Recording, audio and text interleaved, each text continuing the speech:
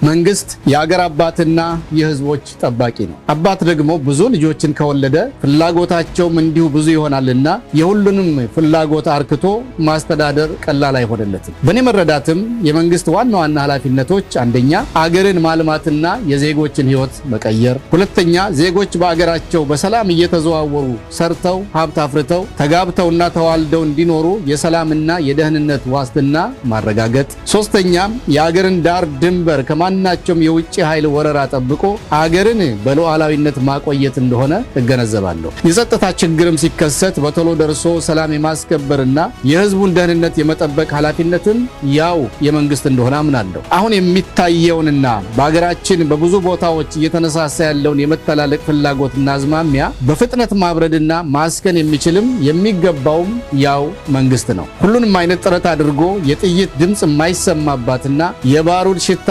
ትታጠን አገር ማድረግ ከእግዚአብሔርም ከህዝቦችም የተቀበለው አደራና ኃላፊነት ነው። መፍትሄውም በድንበሮች አካባቢ እንቀሳቀሳሉ ከሚባሉ አነስተኛ የታጠቁ ቡድኖች አንስቶ እስከ ትልልቆቹ ተቃዋሚዎች ድረስ ሁሉንም በየፈርጁ አስቀምጦ ጥያቄያቸውን ማድመጥና ለመፍትሄውም አብሮ መስራት ለዘላቂ ሰላም ብቸኛ አማራጭ እንደሆነ አምናለሁ። በመሆኑም በአሁኑ ወቅት በሰሜን ኢትዮጵያ በአማራ ክልል የተከሰተው ግጭት በአስቸኳይ ቆሞ ለግጭት የዳረገው ጉዳይ በግልጽ ውይይት የሚፈታበትን መንገድ እንዲያመቻች መንግስትን በአክብሮት እለምናለሁ። የተጀመሩ የልማት ራዕዮች እውን የሚሆኑበትና የተገነቡ የልማት አውታሮችም እሸታቸውን ልንበላ የምንችለው ሰላምና አንድነት ሲኖረን ብቻ ነው። የሚገርመው ደግሞ ግጭት በተፈጠረ ቁጥር የፈንጂ ኢላማ እየሆኑ ያሉት አገሪቱ በሌላት ጥሪት በልመናና በብድር ገንዘብ የገነባቻቸው የልማት አውታሮች መሆናቸው ነው። ይህ ጠብና የጦርነት ባህል መስፋፋት በእንዲህ የቀጠለ እንደሆነ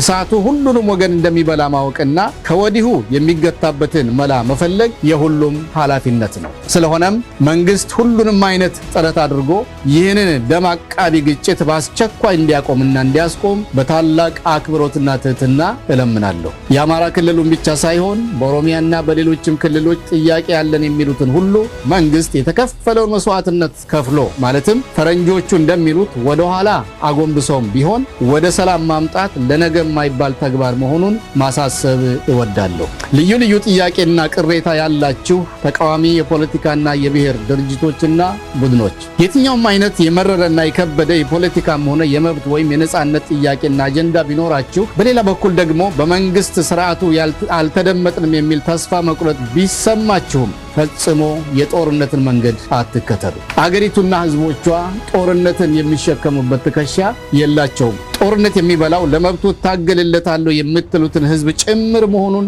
እያያችሁት አይደለምን? ባሳለፍናቸው የጦርነት ታሪኮች አባት በአንድ ወገን ልጅ ደግሞ በሌላ ወገን ሆነው ሲዋጉ በጦር ሜዳ ተገናኝተው አላየንምን? በተመሳሳይ ወንድማማችና ትማማች ነፍጣቸውን እንዳነገቡ ተያይዘው ሲላቀሱ አስተውለን የለ?